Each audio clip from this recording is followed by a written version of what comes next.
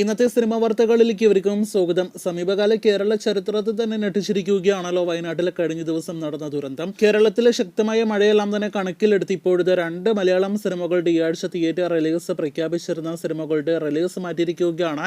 അതിലൊന്ന് Asif Ali Suraj Venjaramoodu കോംബോയുടെ adios amigos എന്ന സിനിമയുടേതാണ്. ചിത്രം ഓഗസ്റ്റ് 2 തിയേറ്റർ റിലീസ് നേരത്തെ പ്രഖ്യാപിച്ച സിനിമയാണ്. ചിത്രത്തോടൊപ്പം തന്നെ മറ്റൊരു സിനിമ എ സർട്ടിഫിക്കറ്റ് ലഭ്യമായ ഫൂട്ടേജ് എന്ന സിനിമയുടെ റിലീസ് കൂടി മാറ്റിയിരിക്കുക. മഞ്ജു വാര്യർ, ഗായത്രി അശോക്, വിശാഖ് നായർ തുടങ്ങിയവരൊക്കെയാണ് സിനിമയിൽ പ്രധാന റോളുകളിൽ എത്തിയിരിക്കുന്നത്. അവസാനഘട്ട പ്രൊമോഷൻ എല്ലാം തന്നെ എത്തി നിൽക്കുകയായിരുന്നു. സിനിമയുടെ റിലീസ് പുതുക്കിയ റിലീസ് പിന്നീട് പ്രഖ്യാപിക്കും.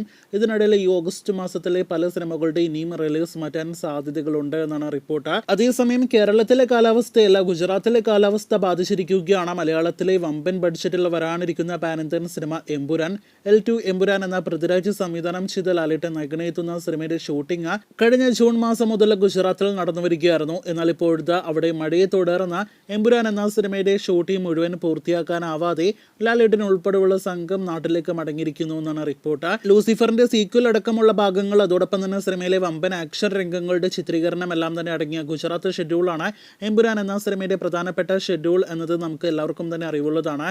എന്നാൽ ഇപ്പോഴത്തെ അതേ ഷെഡ്യൂളിന് തന്നെ മഴ ബാധിച്ചിരിക്കുന്നു എന്ന് പറയുമ്പോൾ സിനിമയുടെ അണിയറ പ്രവർത്തകർക്ക് അതൊരു നിരാശ ഉണ്ടാക്കുമെന്ന കാര്യത്തിൽ സംശയം വേണ്ട. ഒപ്പം തന്നെ ലാലേട്ടന്റെയും പൃഥ്വിരാജിന്റെയും മറ്റ് സിനിമകളുടെ ഡേറ്റ് ഇഷ്യൂസിനെയും അത് ബാധിക്കാനുള്ള സാധ്യതയുണ്ട്. ഇതോടെ ഓഗസ്റ്റ് മാസത്തോടെ മുഴുവൻ ചിത്രീകരണം പൂർത്തിയാക്കുമെന്ന് പ്രതീക്ഷ L2 എമ്പുരാൻ സെപ്റ്റംബർ ഒക്ടോബർ മാസത്തോടെ മാത്രമേ പാക്കപ്പ് ആകുകയുള്ളൂ എന്ന് ഉറപ്പാക്കപ്പെട്ടിരിക്കുകയാണ്. കാത്തിരിക്കൂ എമ്പുരാന്റെ കൂടുതൽ വാർത്തകൾ കേട്ട്.